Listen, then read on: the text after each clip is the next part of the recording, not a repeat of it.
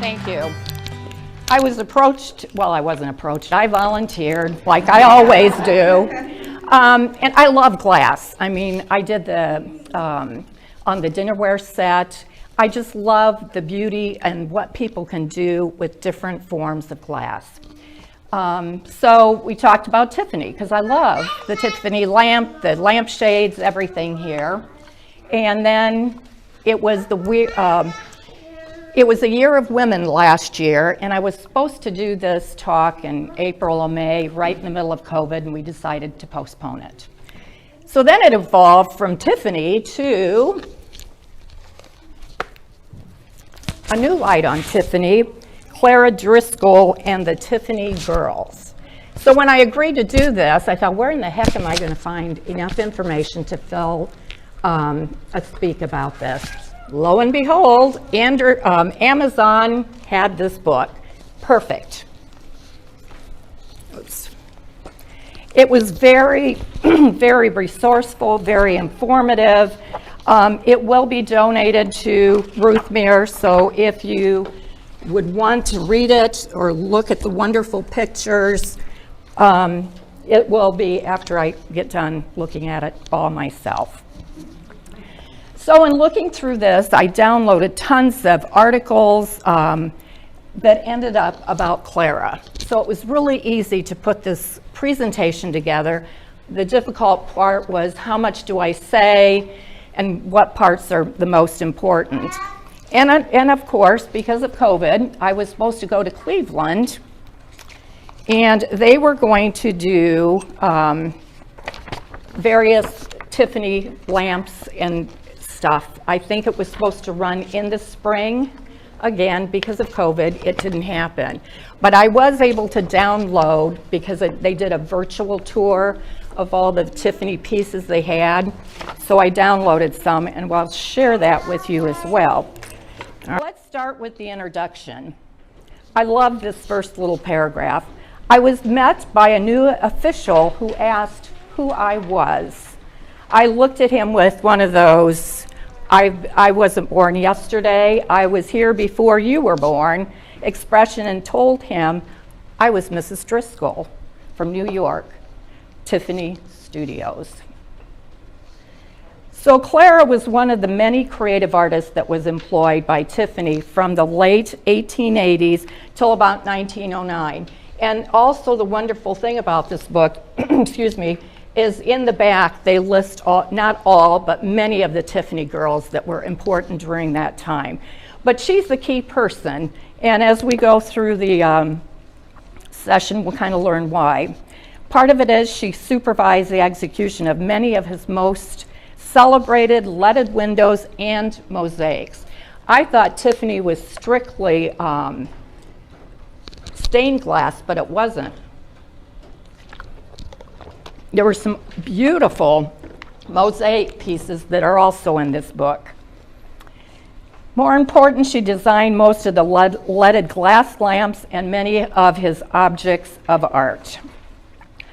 Yet her name was unknown at the turn of the century. Like most Tiffany employees, they worked anonymously, they were invisible. Although he occasionally credited the designers of his firm's windows and mosaics, Tiffany preferred that his name alone appear before public. His advertisements proclaimed that all the work was made under his personal supervision, and emphasized how he himself had labored to perfect the richly colored iridescent glass that was his invention. At the Paris 1900 World's Fair, he presented many of his things, all under his name.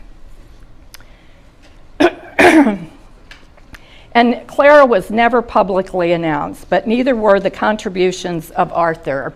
As we talk through the thing, Clara was in charge of the women, or the Tiffany girls, where Arthur was in charge of the rest of the factory, which would have been men.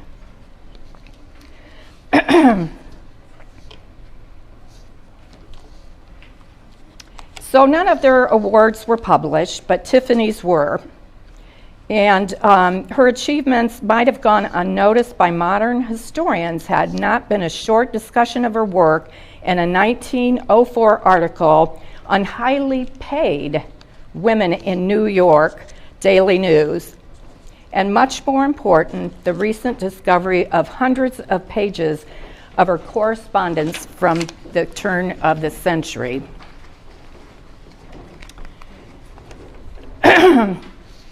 Clara was born Clara Peace Wolcott on December 15, 1861, the eldest daughter of Elizur Wolcott and Fanny Pierce. She was born in Talmadge, Ohio, which is south of Cleveland, very close to Akron. Both her parents were studied in universities. At one time, he had gone to Yale and then went on to theology school, but couldn't finish because of his poor health. So he ended up working on the family farm. And then in 1873, when Clara was 12, he ended up passing away. So this left Fanny with, what do I do with the kids? I have 4 daughters. I have to support them on my own. Because she did have a degree, she ended up going back to teach school. And it was very important for Fanny for her daughters to all have educations. And in Cleveland Central High School, because Fanny was well connected and she had lots of family, she was able to get both Josephine and Clara into school there. And there's a side note that that's where John D. Rockefeller went as well. At Central, Clara met Harriet Louise Keeler, and she was very influential to Clara because she was well versed in wildlife specialists. She wrote a book on all the blooming kinds of flowers in Ohio. So that really piqued some interest in Clara. And then after high school, she enrolled in what's called the Western Reserve School of Design for Women. Now it's the Cleveland Institute of Art, and that's where they were going to have that wonderful exhibit. And she enrolled in a program called Design or Ornamentation and its Analysis in Landscape from Nature. But it's not known whether she completed the degree or not. But during '86, she took a job with Ransom and Company in Cleveland, making different kinds of home embellishments. By the fall of 1888, Clara arrived in New York. And think about this, '88, she went by herself, and she went with her sister Josephine as well. And she went there to continue her studies of art at the Metropolitan Museum of Art. And quickly thereafter, she became hired by Tiffany.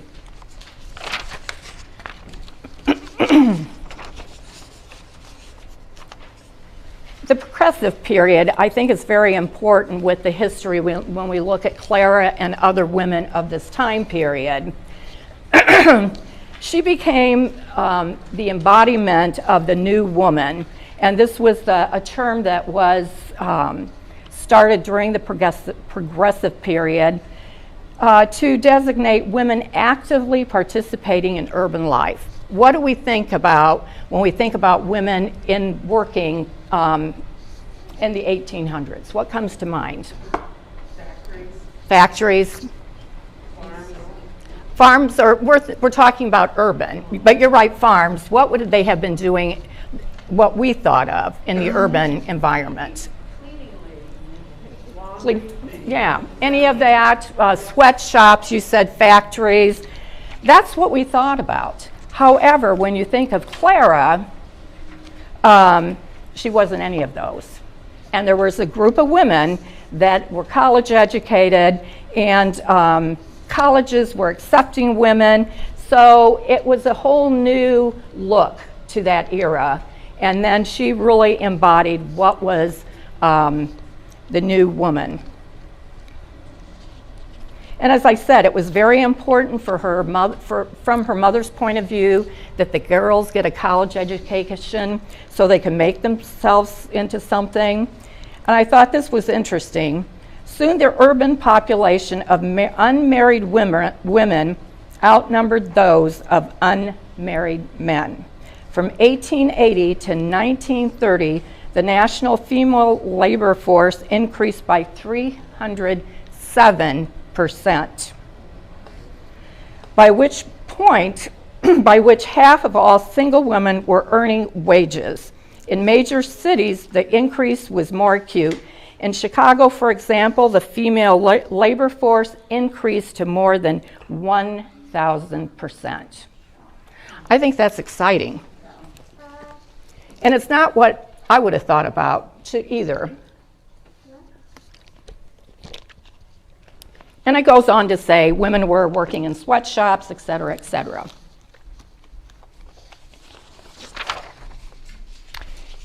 And so women's artistic skills was an important part of this whole generational move, along with speaking languages, many other things.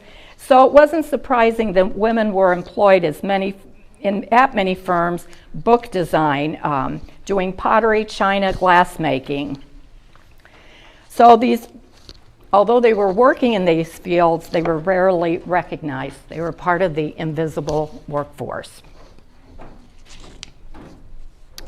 And Clara and Josephine lived in large boarding houses with other men. They were separated and so that things would remain kosher, but it provided an opportunity to have a family away from home. So, Clara's working at Tiffany. So she learns about the intricacies of glass selection and cutting, but then in November 28th, 1889, she'd only been working there a year, she had to resign. Why? She got married. And this was not a position you could retain if you were married. It was only for unmarried women or widowed.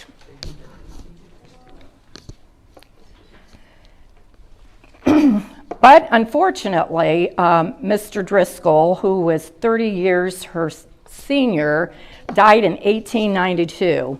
So what does Clara do? I'm back. And he rehired her. So that says something about the relationship they had, even though it was not a very lengthy one, because, you know, as an employer, well, geez, you left me once, why would I hire you back? But she had some remarkable skills. And when he hired her back, he hired her to be over the other women workers, the Tiffany girls.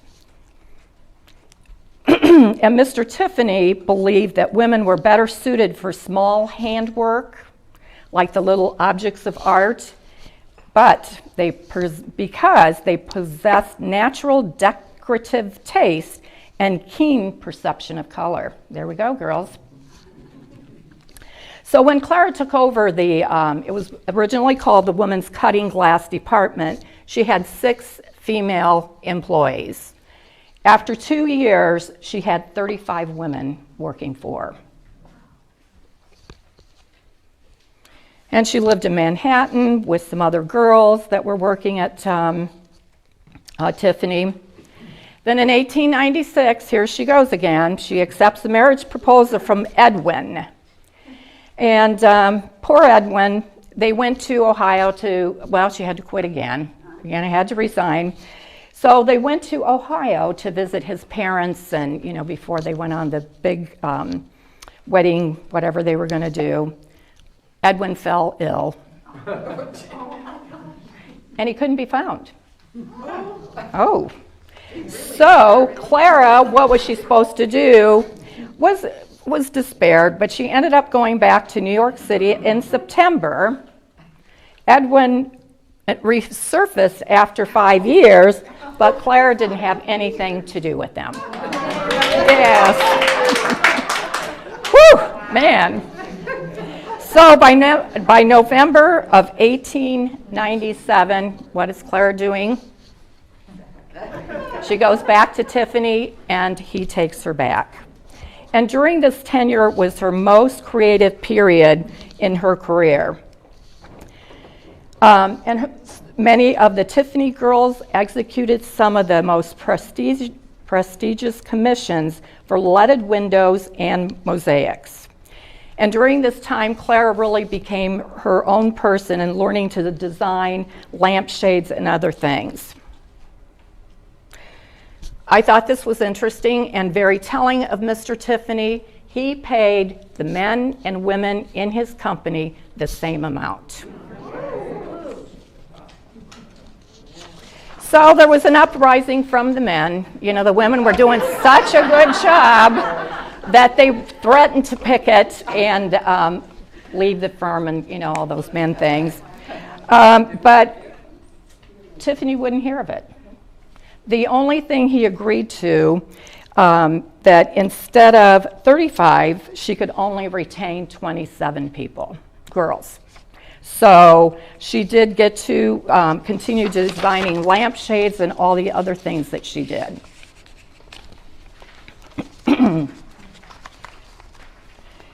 And so during 1896, Clara began experimenting with lamps along with Tiffany designer Agnes Northrop and fellow Cleveland Art School classmate Alice.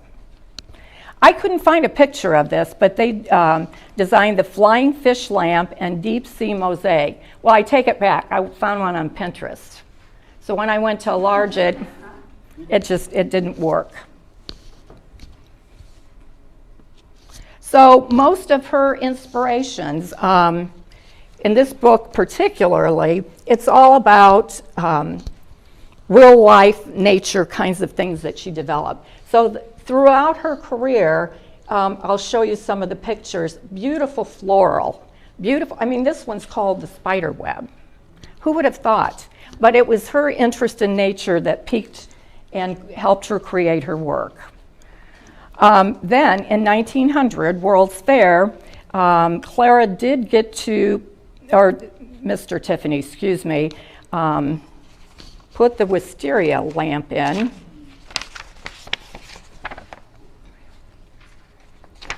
Okay, I'll let you kind of pass around if you want.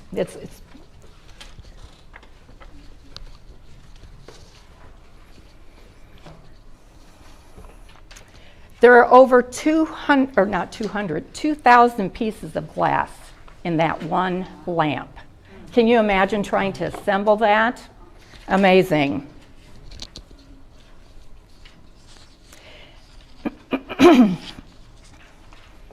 She was reported in saying in 1904, "This is rather difficult work, but when one has fondness for a certain brand on the industry, she does not pause when a difficulty must be overcome."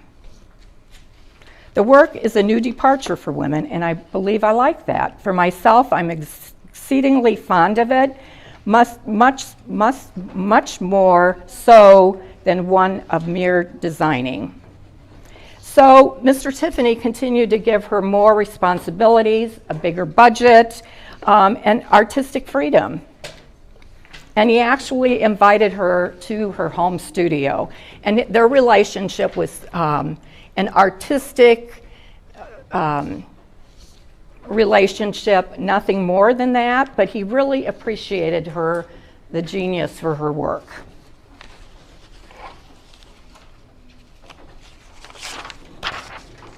Okay.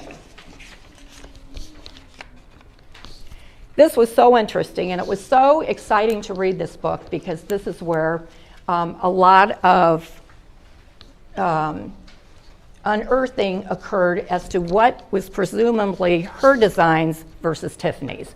Because remember, she was invisible. She wasn't allowed to put her name on the artwork that some people do.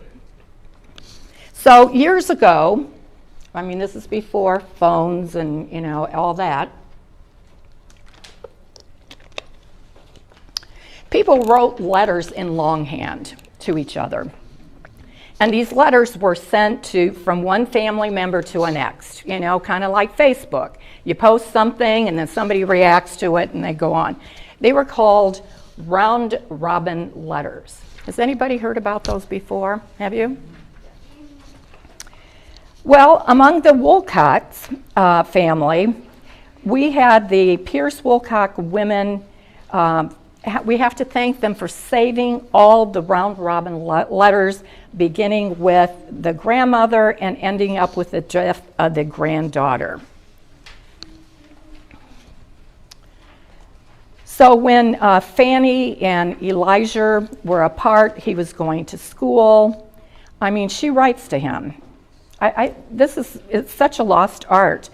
Dear distant afflicted one, oh, that I had the wings of a dove to fly away. How little would this weary place hold me in then. Last night, I dreamt that I say and waken to the reality that it may not be for many a day before I see you.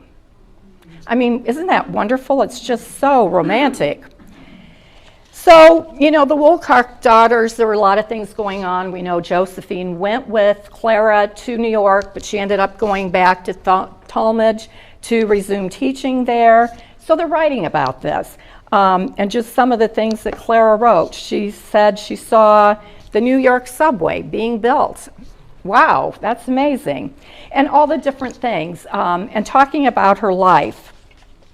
So the Wolcott family left behind 1,163 letters.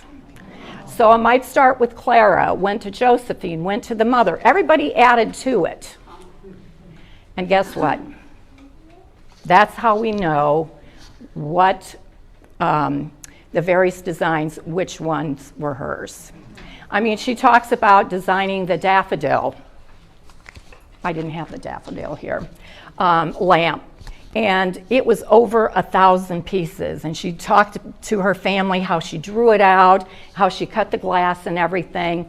So this is how the people, the authors of this book, found, by coincidence, found the letters and started unearthing what was Clara's works and what were other people's works.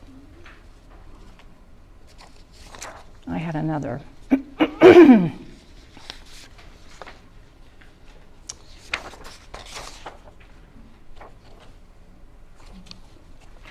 Okay, I can't find it.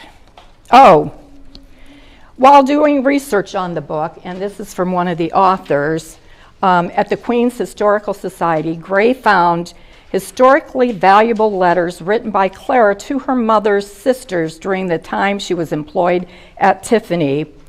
The New York Times quoted Gray as saying, "They brought out 2 books, several boxes, all letters. The first thing I read was about how Clara designed a daffodil lamp. I started squealing." I mean, just the importance of it all. And it talks about the butterfly lamp. I'm not going to read everything to you because I'm noticing time. Ooh, time. So anyway, if anybody wants to read this book, as I said, I am donating it. It's amazing. It talks about what's her works. Had I got to go to Cleveland, some of the other lamps that we know were hers, the bamboo, the peony, the pansy,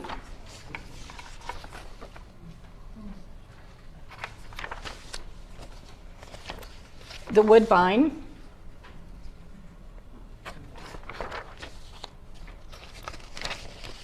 and the poppy, one of my favorites,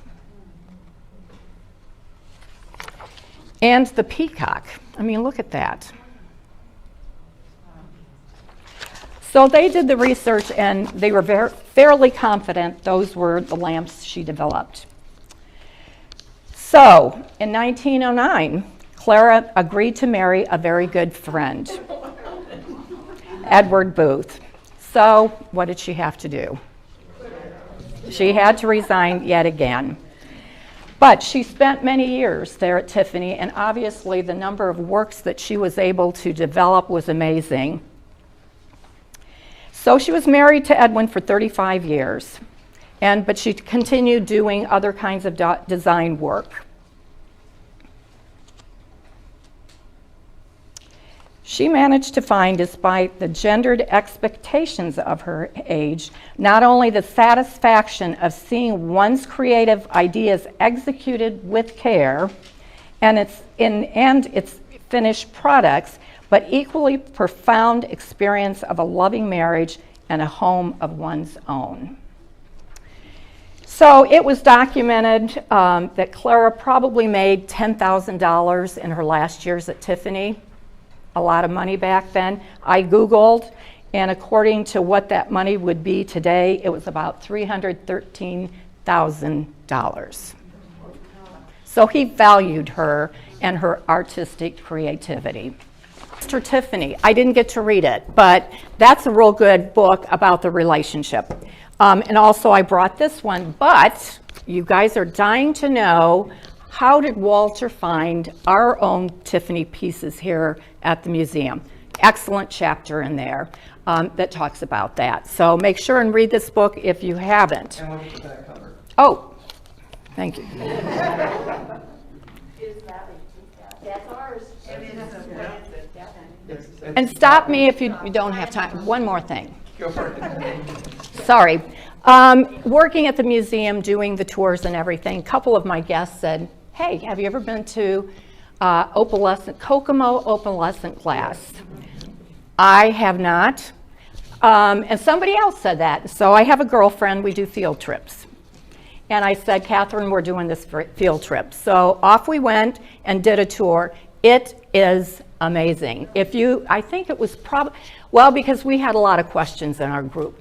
We were probably there for about 2 hours, and they tell you the kind of sand they use, everything. You walk through the factory, people are making pieces. We watched a girl had her pattern laid out to do a stained glass window. But the impressive thing is, this is my souvenir. I wanted to show that I had something Tiffany too. But they have a room designated, and I called the girl on my way here because I couldn't remember, with over 200 pieces of glass that is for Tiffany use only.